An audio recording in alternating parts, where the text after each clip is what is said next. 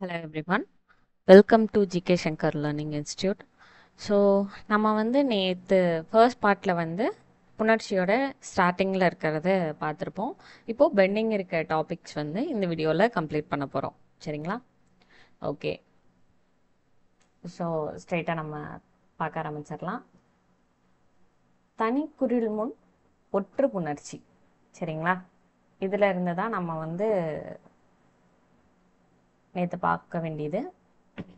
இதில் பாருங்கள், தனிக்குறில் முன் ஒற்று அப்படின்னா அந்த வேர்ட்லேருந்தே நீங்கள் தெரிஞ்சுக்கலாம். தனிக்குறில் அப்படின்னா என்னன்னா, இப்போ பல். ஓகேங்களா? இப்போ இந்த பா அப்படிங்கிறது ஒரு தனி எழுத்து. சரிங்களா? ஸோ இது வந்து குறில் எழுத்தாகவும் இருக்கு இல்லையா? இதுக்கு பேர் தான் தனிக்குறில். அதாவது ரெண்டு எழுத்து இருந்து ஒரே ஒரு எழுத்து மட்டும் இருந்தால் அதை தான் தனி எழுத்துன்னு சொல்லுவாங்க. சரிங்களா?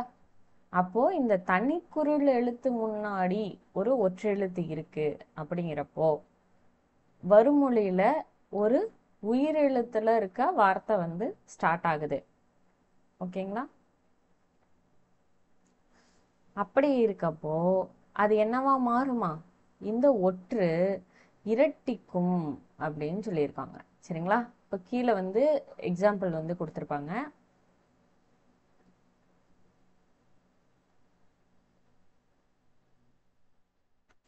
கீழே பாருங்க. கல்குட்டலதர் கள்ளதர் அப்படின்னு கொடுத்துருக்காங்களா? அப்போ கா அப்படிங்கிறது என்ன? பல் மாதிரி தான் இதுவும். கல் தனி குறில் முன் ஒற்றெழுத்து இல்லையா? ஸோ இது என்ன பண்ணுது அப்படின்னா அதர். அப்ப ஆங்கிறது ஒரு உயிரெழுத்து. தனிக்குறில் முன் தனிக்குறில் முன் ஒற்று. இந்த விதியை பாருங்க. தனிக்குறில் முன் ஒற்று உயிர் வரின் உயிரெழுத்து வந்தா என்ன பண்ணுமா? அந்த ஒற்று இரட்டும் இரட்டிக்கும். அப்படின்னா அப்ப இது எப்படி வந்திருக்கும்? கா இல் இல் கூட்டல் அதர் அப்படின்னு தான் வந்திருக்கும். சரிங்களா? ஸோ இப்போ கா இல் இல் கூட்டல் அதர், இந்த இல்லும் இந்த ஆவும் இப்போ என்ன பண்ணும்? இணையும். இதுக்கு நேத்தே இந்த விதியை வந்து நம்ம பார்த்துட்டோம். உடல் மேல் உயிர் வந்து ஒன்றுவது இயல்பே. நான் இந்த விதியை நேற்று சொல்றப்பவே உங்ககிட்ட தெளிவாக சொல்லியிருப்பேன். என்னது? எப்பவுமே எல்லா ப்ரொசீஜரையும் முடிச்சுட்டு கடைசியாக நம்ம இந்த விதியை மேக்சிமம் யூஸ் பண்ணுவோம் அப்படின்னு சொன்னோம் இல்லையா? ஸோ அதே மாதிரி தான் உடல் அப்படின்னா என்ன? மெய், அதாவது மெய் எழுத்து. உயிர் அப்படின்னா உயிரெழுத்து. இது ரெண்டும் இணைஞ்சு இல்குட்டல் ஆ என்னவா மாறிடும்? லாவா மாறிடும்.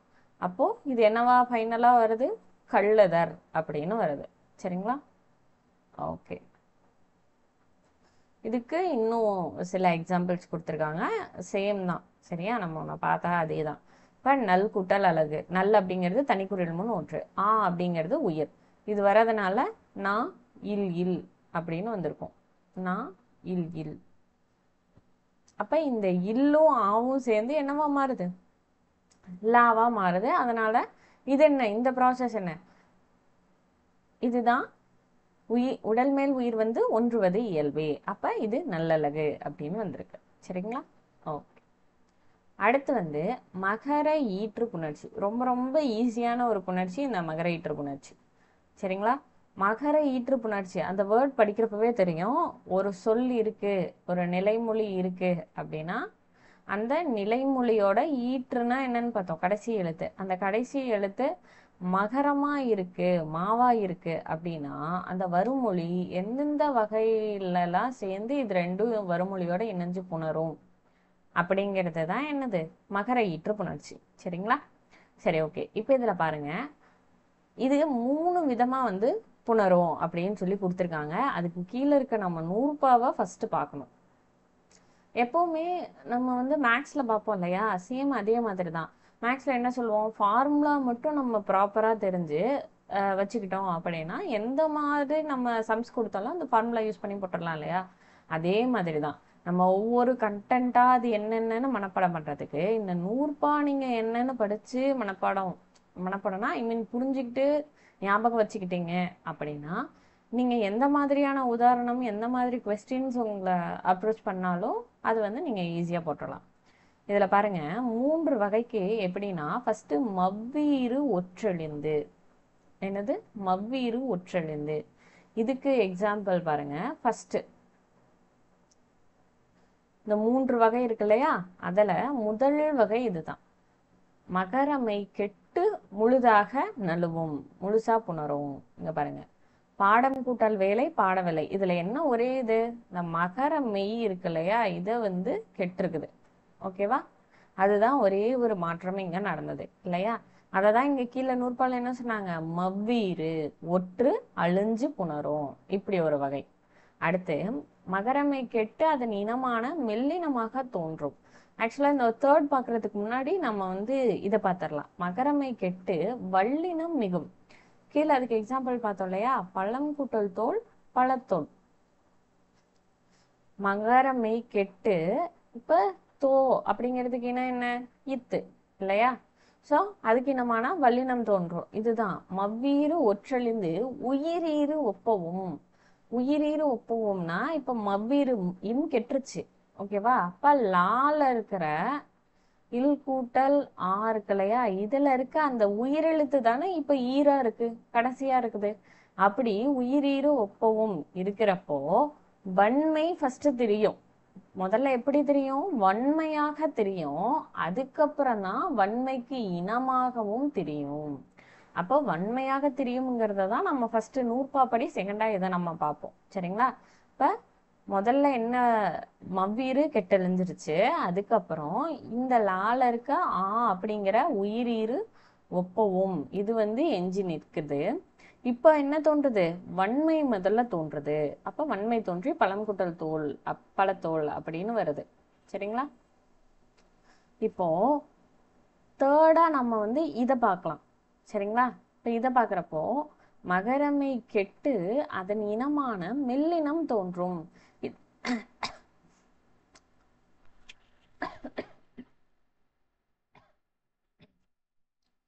சாரி. ஸோ இதை தான் நம்ம வந்து என்ன பண்ணோம் அப்படின்னா, மவ்வீறு ஒற்றழிந்து உயிரீறு ஒப்பவும் வன்மைக்கு இனமாக திரிபவும் ஆகும் அப்படின்னு பார்த்தோம் இல்லையா. அதுதான் இது. ஃபர்ஸ்ட் இம் வந்து கெட்டுச்சு. அடுத்தது காலம் காக்கினமா இக்கு தானே வரணும். ஆனா இக்கு போடாம இக்குக்கு இனமான வல்லின எழுத்து போடாம மெல்லின எழுத்தான இந்த இங் அப்படிங்கிறத போடுறோம். காலம் கடந்தவன் அப்படின்னு போடுறோம். சரிங்களா? இதுதான் என்னது, வன்மைக்கு இனமாக திரிபவும் ஆகும். ஓகேவா? ஓகே. இப்ப வந்து அடுத்து பண்பு பெயர் புணர்ச்சி. பண்பு பெயர் புணர்ச்சியில தான் நிறைய வகையான இதை வந்து விதிகளை வந்து நம்ம வந்து பார்ப்போம். சரிங்களா? இப்போ இதில் ஃபர்ஸ்ட் விதி எல்லாத்துலேயுமே மேக்சிமம் இருக்க அந்த ஒரு முதல் விதி என்னது, ஈறுபோதல் அப்படிங்கிற விதி. சரிங்களா? ஈறுபோதல்ங்கிறது ரொம்ப ரொம்ப சிம்பிள். ஈறுனா என்ன பார்த்தோம், கடைசி எழுத்து. வழக்கமாக பண்பு பெயர் புணர்ச்சியில் கடைசியாக என்ன வரும் அப்படின்னா மை தான் வரும். இந்த மை அப்படிங்கிறது தான். ஏன்னா பண்பு பெயர் அப்படின்னாலே என்ன, அது வந்து ஒரு பண்பை குறிக்குது. அதாவது ஒரு செம்மையானது கருமையானது அப்படின்ற நிறத்தை குறிக்கலாம், இல்லை அளவை குறிக்கலாம், பண்பை குறிக்கலாம். அதாவது அவங்களோட குணம், நன்மை தீமை, இந்த மாதிரி அவங்களோட பண்பை குறிக்கலாம். ஸோ இதெல்லாம் தான் பண்பு பெயர். அதனால் இது எல்லாத்துலேயுமே பண்பு பெயரில் பேசிக்காக மை அப்படிங்கிறது காமனாக வரக்கூடியது. ஓகே. அதனால் இந்த ஈறுபோதல் விதியை நம்ம அதிகமான இடத்துல பயன்படுத்துவோம். சரிங்களா? ஸோ ஃபஸ்ட்டு வகை எப்படி புணருது அப்படின்னா, பெருமை கூட்டல் வழி பெருவழி அப்படின்னு சொல்லி புணருது. சரிங்களா?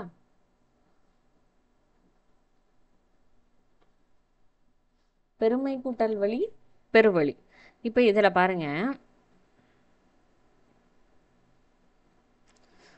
இந்த ஈறுபோதல் அப்படிங்கிற விதிப்படி இந்த கடைசி லெட்டர் வந்து கெட்டுருச்சு. அப்போ பெரு கூட்டல் வழி என்னவா மாறிடுச்சு, பெருவழி அப்படின்னு மாறிடுச்சு. சரிங்களா? ஓகே. இப்போ இடை உகரம் ஈயாதல். இப்போ அதுவே பெரியன் அப்படிங்கிற வார்த்தையை எப்படி பிரிக்கலாம் அப்படின்னா பெருமை கூட்டல் அன்னு பிரிக்கலாம். ஓகே. இப்போ இந்த பெருமை கூட்டல் அன்லேருந்து எப்படி பெரியன்னு மாறி வந்துச்சுன்னு பார்க்குறோம். ஃபஸ்ட்டு மை கெட்டுருச்சு. அப்போது பெரு கூட்டல் அண்ணுன்னு இருக்கும். இப்போ இந்த ரூ இருக்கு இல்லையா, இந்த ரூ இது எப்படி வந்திருக்கும்? ஈர்க்கூட்டல் ஊவா வந்திருக்கும் இல்லையா? இதுதான் இடையில இருக்கிற உகரம். இது இந்த ஊ. இது என்னவா மாறுது? ஈயா மாறுது. அப்போ ஊக்கு பதிலா ஊவை எடுத்துட்டு என்ன போடுறோம்? ஈ போடுறோம். அப்ப ஈர்க்கூட்டல் ஈ என்னவா மாறிடுது? பெரி அப்படின்னு சொல்லி மாறிடுது. சரிங்களா? அப்ப இடையுகரம் ஈயா மாறிடுது. இப்ப நாம என்ன பண்றோம் அப்படின்னா, ரெண்டுமே உயிரெழுத்தா இருக்கா? இந்தாண்டியும் உயிரெழுத்தா இருக்கு. பெரி அந்தான அண்லையும் ஆவும் உயிரெழுத்தா இருக்கு. அப்போ இந்த ரெண்டு உயிரெழுத்து இருக்கிறப்போ நம்ம என்ன பண்ணணும்? ஏற்கனவே உடம்படுமை புணர்ச்சிக்கு ஒரு விதி பார்த்துருப்போம். ஞாபகம் இருக்கா? என்னென்ன நேற்று கிளாஸ்ல பார்த்தோம் இல்லையா? இ ஈ ஐ இ ஐவரின் எவ்வும். அதுவும் எதில் பார்க்கணும்? நிலைமொழியில் மட்டும்தான் பார்க்கணும்னு பார்ப்போம். அப்போது இந்த இடத்துல எப்படி இருக்கும் ஆக்சுவலாக நமக்கு? இப்போ இடை உகரம் ஈயா மாறிடுச்சுன்னா எப்படி இருக்கும்? பெரி கூட்டல் அன் அப்படின்னு இருக்கும். ரெண்டு உயிரெழுத்து இருக்கும். அப்போ இங்கே ஈ இருக்கிறதுனால நம்ம எகரத்தை உடம்படுமையாக போட்டுக்கிறோம். அப்போது பெரி கூட்டல் ஈ கூட்டல் அன் அப்படிங்கிற மாதிரி நம்ம போடுறோம். இப்போ ஈயும் ஆவும் சேர்ந்து என்னவா மாறுது? உடல் மேல் உயிர் ஒன்றுவது இயல்பை விதிப்படி ஈ கூட்டல் ஆ யாவா மாறி பெரியன் அப்படிங்கிற வேர்டு வந்துடும். சரிங்களா? ஓகே, சரி. அடுத்து இப்போ இடையுகரம் ஈயாதல் புரிஞ்சிருக்கும்னு நினைக்கிறேன். அடுத்து ஆதி நீடல். ஆதி நீடல்ங்கிறது ரொம்ப சிம்பிள். சரிங்களா? இப்போ மூதூர் அப்படின்னு இருக்குன்னு வச்சுக்கோங்களேன். இது எப்படி இருக்கும்? முதுமை கூட்டல் ஊர் தான் மூதூரா மாறி இருக்கும். இப்போ மையீறு கெட்டுரும். சரிங்களா? மையீறு கெட்டுட்டு உயிர்வரின் உக்குரல் மெய்விட்டோடும் அப்படின்னு சொல்லி ஒரு விதி பார்த்துருப்போம் இல்லையா? ஸோ அந்த விதி இருக்கிறதுனால முது கூட்டல் ஊர் அப்படின்னு இருக்குமா? ஸோ இதில் மூ அப்படிங்கிறது முதல்ல என்னவா மாறுது? ஆதி நீடல் அப்படின்னா முன்னாடி இருக்கிற குறிலெழுத்து இருக்கு இல்லையா? அது நெடிலெழுத்தா மாறும்.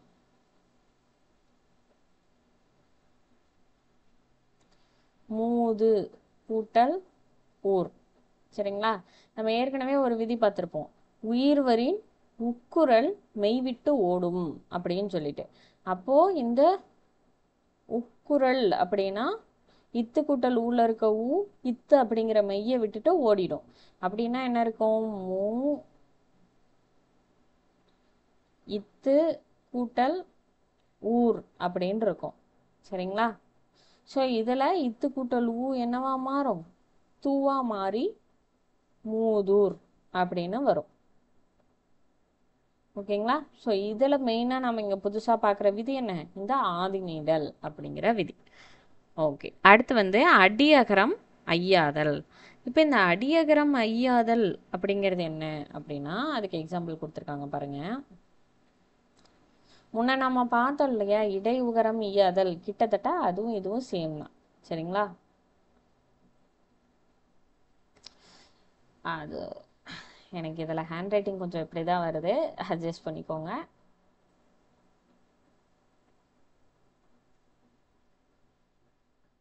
பசுமை கூட்டல் தமிழ், பைந்தமிழ். ஸோ இதில் மை வழக்கம் போல் என்னது? ஈறுபோதல் விதிப்பதி அது கெட்டுருச்சு. ஓகேவா? இப்போ அடி அகரம் அப்படின்னா முதல்ல இருக்கிற அகரம், இப்பு கூட்டல் ஆல இருக்க அகரம் கெட்டு அது என்னவா மாறிடுச்சு? ஐயா மாறிடுச்சு. அப்ப இப்பு கூட்டல் ஐ என்னவா மாறும்? பையா மாறும். அப்ப இந்த இடத்துல என்ன இருக்கும்? பைசு கூட்டல் தமிழ் அப்படின்னு இருக்கும். சரிங்களா? ஸோ இந்த பைசு கூட்டல் தமிழ் அப்படிங்கிறதுல இப்போ இந்த சூ வராது இல்லையா? அப்போ அந்த சூக்கு பதிலாக நம்ம என்ன பண்ணோம்? அது தேவையில்லாததுனால எடுத்துருவோம். சரிங்களா? அதுக்கும் ஒரு விதி இருக்கு, சும்மா எடுக்க முடியாது. அது இங்கே 7, 8ல் அது என்ன விதிங்கிறத பார்ப்போம். சரியா? அது என்ன விதி அப்படின்னா, சேம் இந்த பசுமை கூட்டல் தளிரும் அங்கே மேலே பசுமை கூட்டல் தமிழ் ரெண்டும் ஒன்று தான். சரிங்களா? அந்த விதி தான் என்ன? இணையவும். மேலுள்ள எந்த விதிகளும் இதை வந்து சேர்க்க முடியாது. சரிங்களா? முன்ன நம்ம கொடுத்ததெல்லாம் விதி, அதில் வந்து இது சேராது. இப்போ சேராம இருக்கு அப்படின்னா இதை எடுத்துருவோம் இல்லையா, அதுக்கு பேரு இணையவும். அப்போ இணையவும் விதிப்படி நம்ம சூ கெட்டுருச்சு. சூ கெட்டுட்டா இப்போ என்ன இருக்கும், பை கூட்டல் தமிழ்னு இருக்கும் மேலே இருக்கிறது. சரிங்களா? இப்போ பை கூட்டல் தமிழுக்கு இந்த இடத்துல நம்ம வந்து யூஸ் பண்ணோம் இல்லையா, ஒற்று. என்ன ஒற்று யூஸ் பண்ணோம், இந்த அப்படிங்கிறது இத்துக்கு இனமானது. அடுத்து தமிழ்ல வர இத்துக்கு இனமான இந்த யூஸ் பண்றோம் இல்லையா, அதுக்கு இங்க 7வதா இருக்க விதி என்னது, இறுதி எழுத்தாக உயிராக பிளஸ் வருமொழி வல்லினம் மெய்யாக. தாங்கிறது வல்லினம் தானே. ஸோ அப்படி வெள்ளினம் மெய்யாக இருந்தா நம்ம என்ன யூஸ் பண்ணோம், அதுக்கு இனமான மெல்லினத்தை யூஸ் பண்ணலாம். இதுக்கு பேர் தான் என்ன, இனமிகள் விதி. இந்த 7 8 இப்ப நம்ம மேலேயே பார்த்துடுறோம். சரிங்களா?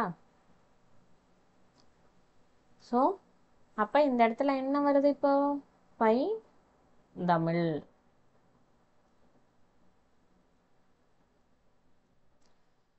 அகைன் சொல்றேன், ஃபர்ஸ்ட் வந்து ஈறுபோதல் விதிப்படி நாம இந்த பசுமை கூட்டல் தமிழ்ல இருக்க மையை எடுத்தோம். அடுத்தது அடி அகரம் ஐயாதல் விதிப்படி நம்ம இந்த பா அதுல இருக்க ஆவை எடுத்துட்டு ஐய போட்டு பைசு கூட்டல் தமிழ்னு கொண்டு வந்தோம். அதுக்கப்புறம் சூ அப்படிங்கிறது இணையவும் அப்படிங்கிற விதியை யூஸ் பண்ணி சூ கெட்டுருச்சு, பை கூட்டல் தமிழ்னு கொண்டு வந்தோம். அடுத்து இனமிகள் அப்படிங்கிற விதிப்படி நாம இந்த அப்படிங்கிற இத்துக்கு இந்த வல்லின மெய் வரும் இல்லையா, அதுக்கு இனமான இந்த அப்படிங்கிற மெல்லினத்தை வந்து நம்ம எடுத்திருக்கோம். சரிங்களா? இப்ப இதுல இத்தனை விதியை பார்த்திருக்கோம், ஈறுபோதல், அடியகரம் ஐயாதல், இணையவும், இனமிகள். ஓகேங்களா? அடுத்து தன்னூற்று இரட்டல். ஓகே, இப்போ இந்த தன்னூற்று இரட்டல் நம்ம முன்ன பார்த்தோம் இல்லையா, கிட்டத்தட்ட அதே மாதிரி தான். ஆனால் இங்கே வந்து எந்த விதிப்படி எப்படி இரட்டும் அப்படிங்கிறத பாருங்க. இப்போ வெறுமை கூட்டல் இலை. சரிங்களா? ஃபர்ஸ்ட் என்ன விதி யூஸ் பண்ணுவோம், ஈறுபோதல். அஃப்கோர்ஸ் அதுதான் எப்போவுமே ஃபர்ஸ்ட் யூஸ் பண்ணுவோம். அப்போ அது போச்சுன்னா வெறு கூட்டல் இலைன்னு இருக்கும். சரிங்களா?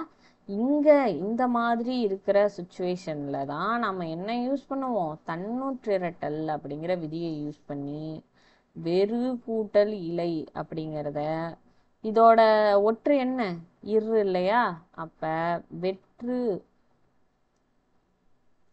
கூட்டல் இலை அப்படின்னு கொண்டுட்டு வரோம். ஓகேவா? இப்போ உயிர்வரின் உக்குரல் மெய்விட்டோடும் அந்த விதியை யூஸ் பண்ணி இதுல இருக்க ஊ போயிடும். ஊ போயிடுச்சுன்னா என்ன இருக்கும், வே இரு இரு பிளஸ் இலை. ஓகேங்களா? ஸோ இப்போ இந்த இரும் ஈயும் இணையறதுக்கு பேர் என்ன, ஈர்க்கூட்டல் ஈன்னு வரும்ல வெற்றிலைக்கு, அது என்ன, ஃபர்ஸ்ட் பார்த்தோம் இல்லையா, உடல் மேல் உயிர் வந்து ஒன்றுவது இயல்பே. அந்த விதிப்படி இரும் ஈயும் என்னவா மாறிடும், ரீயா மாறி ஃபைனலா வெற்றிலை அப்படிங்கிற விஷயம் வந்து நமக்கு கிடைச்சிடும். சரிங்களா? ஓ, ஸோ இப்போ இந்த விதியை பார்த்துட்டோம். இது நியூ புக்லேயும் ஓல்டு புக்லேயும் மேக்ஸிமம் சேம் அதே மாதிரி தான் வச்சு எக்ஸ்பிளைன் பண்ணியிருப்பாங்க. இதே எக்ஸாம்பிள்ஸ் இருக்கு இல்லையா, இதையே தான் வச்சு எக்ஸ்பிளைன் பண்ணியிருப்பாங்க. நீங்கள் இதை பார்த்துட்டு ஒரு கிளான்ஸ் அதை வந்து ரெஃபர் பண்ணிக்கிட்டீங்க படிக்கிறப்ப அப்படின்னா உங்களுக்கு வந்து இன்னமும் ஒரு ஈஸியாகவே புரியும். முன்னின்ற மெய் திரிதல், இறுதி மகர மெய்யாக, அதாவது ஒரு இறுதியில் மகரமெய் இருந்தால் அதுக்கு முன்னாடி இருந்தால் முன்மை மாறும் அப்படின்னு கொடுத்துருக்காங்க. ஒன்றும் இல்லை, செம்மை. இதில் ஈறு போதல்ல மையீறு கெட்டுரும். சரிங்களா? அடுத்து செம்கூட்டல் தமிழ்னு இருக்கும். இந்த மகரம் வந்து என்ன பண்ணுது, முன்னின்ற மெய் திரிதல் அப்படிங்கிற விதிப்படி இந்த மகரம் இந்த இத்துக்கு இனமான இந்தா தெரிஞ்சிருது. இதுதான் செம்மைக்கூட்டல் தமிழ் செந்தமிழ். சரிங்களா? முன்னின்ற மெய் திரிதல். அடுத்து இனமைகள் இணையமும் ஏற்கனவே நம்ம பார்த்துட்டோம். சரிங்களா? ஓகே, இதை வந்து ஷார்ட்டாக வந்து கொடுத்துருக்காங்க. ஈறுபோதல் விதி அப்படின்னா பெருவழி. ஏன் பெருவழி, பெருமை கூட்டல் வலின்னு இருக்கும், ஈறுபோதல் விதிப்படி மைக்கெட்டு பெருவழின்னு வந்துடும். பெரியன் நம்ம ஆல்ரெடி இப்போ தானே பார்த்தோம், இடையுகரம் ஈயாதல். மூதூரும் இப்போ தான் பார்த்தோம், என்னது மூ வந்து மூவா மாறும். ஆதி நீடல். அடுத்தது அடியகரம் ஐயாதலுக்கு பா, பசுமை கூட்டல் தமிழ்ல இருக்க பா பையா மாறும். அப்ப ஆ ஐயா மாறுது இல்லையா? அடுத்தது தன்னூற்று இரட்டல் வந்து நெட்டிலை வெற்றிலை, இதை பார்த்தோம். முன்னின்ற மெய் திரிதல். ஓகேங்களா? அப்ப அந்த முன்னாடி இருக்க இம் அப்படிங்கிற மெய் திரிஞ்சது இல்லையா? அதான் முன்னின்ற மெய் திரிதல். நீங்க வந்து புணர்ச்சியை பார்க்குறப்போ நிறைய இருக்கு அப்படிங்கிற மாதிரி ஃபர்ஸ்ட் உங்களுக்கு தெரியலாம். ஆனா நீங்க பார்த்தீங்கன்னா ரொம்ப ரொம்ப ஈஸியானதே இந்த புணர்ச்சி தான். ஏன்னா நம்ம எல்லா விதிகளையும் படிச்சுட்டா போதும், மற்றபடி அதை எங்கே யூஸ் பண்ணுங்கிறது நம்ம எக்ஸாம்பிளை பார்த்தா ஈஸியாக வந்து கண்டுபிடிச்சிடலாம். இப்போ இந்த கருங்கடல், பைந்தமிழ், இதெல்லாம் நம்ம இனமைகள் இணையும் விதியில் பார்த்தோம் இல்லையா? சேம் அதே கான்செப்ட் தான். அடுத்தது மெய்மயக்கம். ஃபர்ஸ்ட் மெய்மயக்கம் அப்படின்னா என்ன?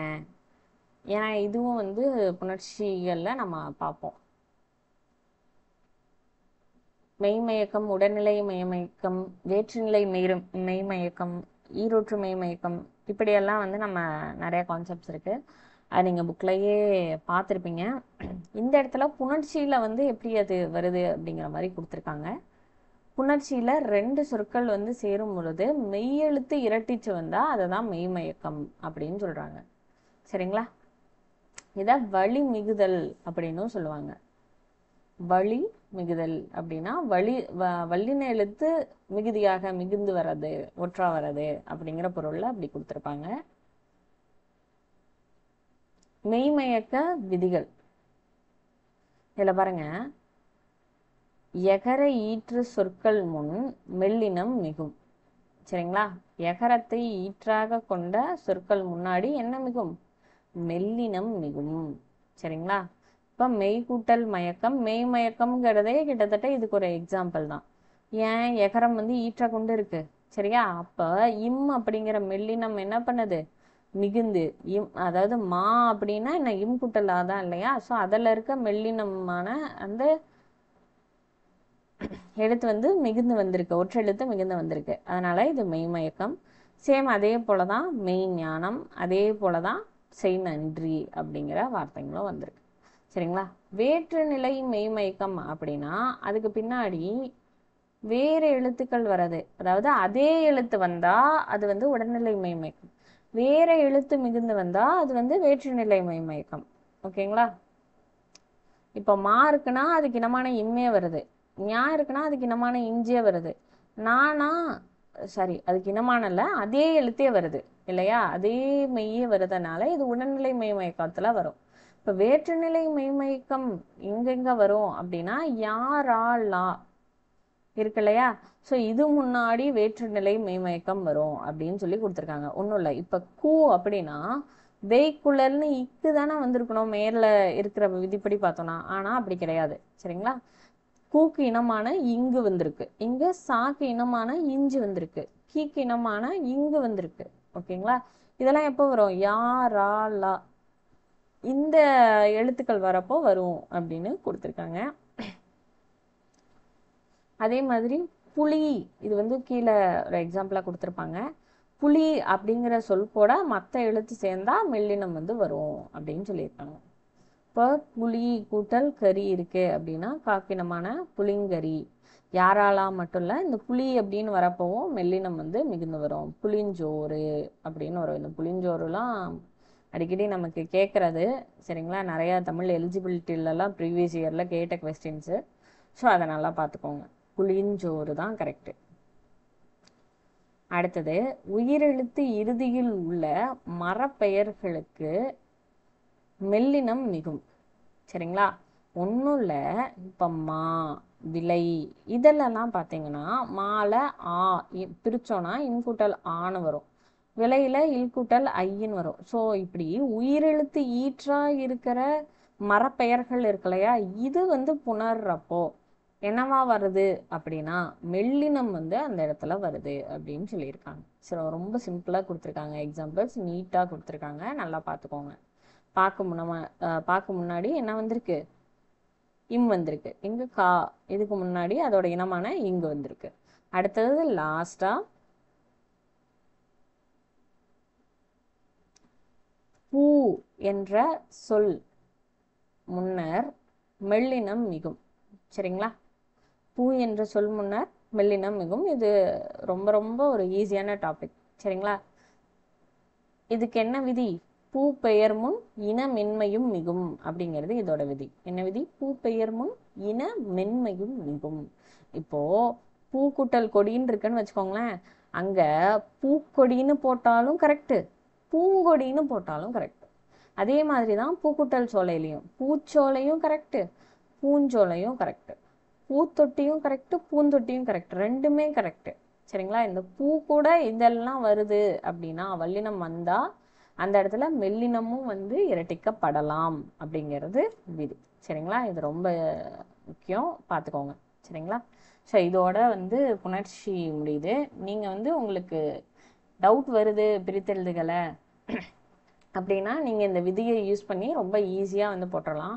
ஒன்று நல்லா ஞாபகம் வச்சுக்கோங்க. இப்போ பிரித்தெழுதுக நீங்கள் எழுதுறீங்க அப்படின்னா மேக்சிமம் அந்த ஒரு சொல்லை வந்து பிரிக்க சொல்கிறாங்க அப்படின்னா அதில் இருக்க ஃபர்ஸ்ட் இருக்கு இல்லையா, இது வந்து எப்போவுமே ஒரு பொருள் தரக்கூடிய வார்த்தையாக தான் இருக்கும், பொருளற்ற வார்த்தையாக இருக்காது. அதனால் அது பொருள் தரக்கூடிய வார்த்தையா அப்படிங்கிறத வச்சு நீங்கள் வந்து பிரிச்சுக்கலாம். இப்போ நேற்று குரூப் 4 எக்ஸாமில் கூட என்ன கேட்டிருந்தாங்க, அந்த கங்கௌகம் அப்படிங்கிறதெல்லாம் கேட்டிருந்தாங்க இல்லையா, அது கங்கா. ஏன்னா அதுதான் வந்து எப்படி சொல்கிறது, ஒரு வெள்ளத்தை குறிக்கக்கூடிய, நதியில் வெள்ளத்தை குறிக்கக்கூடிய பொருள் தரக்கூடிய சொல்லா இருக்குது. ஸோ நீங்கள் அதை வச்சு ரொம்ப ஈஸியாக வந்து பிரிச்சுக்கலாம். சரிங்களா? ஸோ பிரிக்கிறப்ப எந்த அடிப்படையில் பிரித்தோம் அப்படின்னா இந்த சொல் வரும் அப்படிங்கிறத பார்த்துக்கோங்க. இதுக்கு வந்து 6th புக்கில் இருக்கிற சொற்கள் எல்லாமே பிரித்தெழுதுக சொற்கள் 6thலேருந்து 12th வரைக்கும் இருக்கிறத நம்ம தேடி தேடி படிக்கிறதுக்கு ஒரு ப்ராப்பர் ரிவிஷனாக நம்ம இங்கே படிக்கிற அளவுக்கு ரொம்ப ப்ராப்பராக இந்த பிடிஎஃப்பை வந்து ரெடி பண்ணியிருக்கோம். ஸோ இதை அதாவது எல்லாமே உங்ககிட்ட கொடுத்துட்றோம் வச்சுக்கோங்க. சரியா? இதை யூஸ் பண்ணி மேலே வர்றதும் வராததும் உங்களோட கையில் இருக்குது. நீங்கள் புக்லையே தனித்தனியாக படித்தாலும் சரி, ஒரு லாஸ்ட் டைம் ரிவிஷனுக்கு இந்த பிடிஎஃப் வச்சுக்கோங்க. இல்லை தனித்தனியாக எனக்கு படிக்கிறது இதாக இருக்குது, நான் இதுலேயே படிச்சுக்கிறேன் அப்படின்னா இதுலேயே நீங்கள் ஈஸியாக படிச்சுக்கலாம். ஓகேங்களா? ஸோ இதை வந்து யூஸ் பண்ணிக்கோங்க. புக்கில் இருக்கிற 6 to 12th இருக்க நியூ புக்கில் இருக்கிறது எல்லாமே வந்து இங்கே வந்து கொடுத்துருக்காங்க. பாருங்கள், இதெல்லாம் நிறைய டிஃப்ரெண்ட்டாக இருக்கும் இல்லையா, மின் அவடு, மின் கூட்டல் அவடு, கசடு கூட்டல் அறை. ஸோ அதை வந்து நமக்கு ஒரே இடத்துல கொடுத்துருக்காங்க. இதை ப்ராப்பராக யூஸ் பண்ணிக்கோங்க.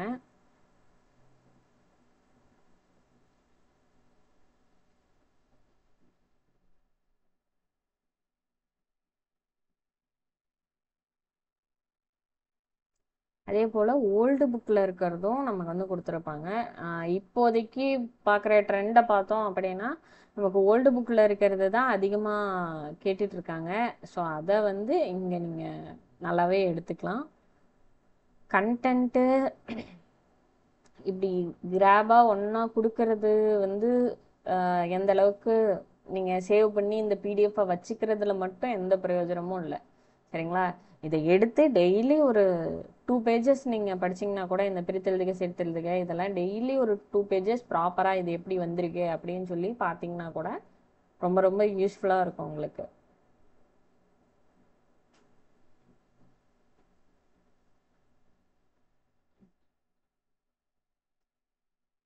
கண்ணீர்.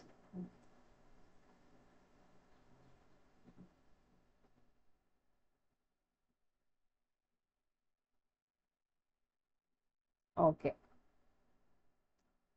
அதே மாதிரி சிறப்பு தமிழில் புத்தகத்தில் இருக்கிறதையும் சேர்த்து கொடுத்துருக்காங்க.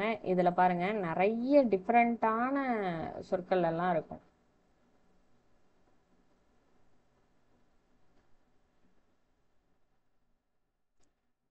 இந்த கேண்மை, கேள் கூட்டல் மை, இதெல்லாம் ரொம்ப ரொம்ப ஒரு முக்கியமான ப்ரீவியஸ் இயர் கொஸ்டின்ஸ் இதெல்லாம். ஸோ இதை நல்லா பார்த்துக்கோங்க. அவனை, அவன் கூட்டல் உண்ணுதல், உள் கூட்டல் நுதல், இது எல்லாமே நமக்கு டிஃப்ரெண்ட்டாக தான் இருக்கும். அதாவது இந்த நியூ புக்கு, பழைய புக்கிலேருந்து படிக்கிறவங்களுக்கு, படிக்கிற ஆஸ்பிரண்ட்ஸுக்கு இது ஓகேவாக இருக்கும். ஆனால் நியூ புக்லேருந்து எடுக்கிறவங்களுக்கு, படிச்சுட்டு மட்டும் இருக்கிறவங்களுக்கு இது ரொம்ப யூஸ்ஃபுல்லாக இருக்கும். பார்த்துக்கோங்க. அதே மாதிரி புக் பேக்கில் இருக்கிறதுக்கான ஆன்சரையும் இங்கே வந்து ஒட்டுக்கா லைன் பண்ணி கொடுத்துருக்காங்க, அதை பார்த்துக்கோங்க.